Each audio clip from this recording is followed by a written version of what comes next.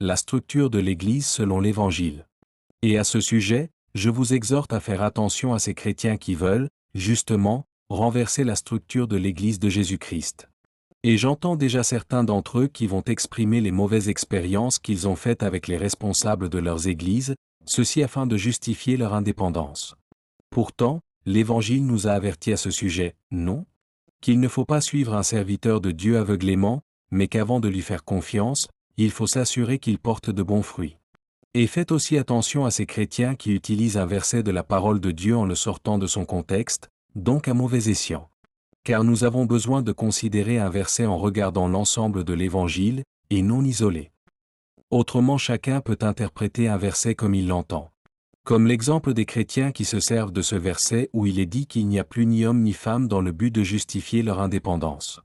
Sans comprendre que ce verset parle de l'accès au salut, et non de la façon que fonctionne l'Église de Christ. Parce que lorsque nous regardons attentivement l'ensemble de l'Évangile, nous voyons clairement que l'Église locale doit être structurée, ordonnée.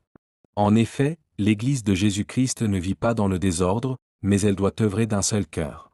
Comme un corps, dont chaque membre travaille conjointement en obéissance à la tête. Comme Christ, qui était lui-même soumis au Père. Ou la femme qui doit être soumise à son mari. Ou encore les enfants qui doivent honorer leurs parents. Et aussi la manière que nous devons considérer les ministères qui œuvrent au sein de l'Église. Mais, malheureusement, il y a certains chrétiens qui ont voulu éluder le fait que l'Église est régie par des ministères. Et cela a eu des répercussions dramatiques sur l'Église de Jésus-Christ. Comme cet exemple aujourd'hui, où nous voyons des pasteurs diriger des églises tout seuls.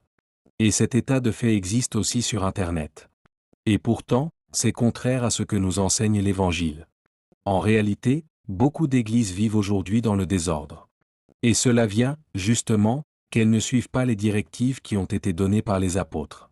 Parce qu'il faut savoir que les responsables d'une église peuvent même livrer un membre de l'église à Satan, dans le but que son attitude n'affecte pas d'autres membres du corps. Conclusion, il y a un esprit qui est à l'œuvre dans l'église, et qui veut changer la façon que doit se comporter l'église locale.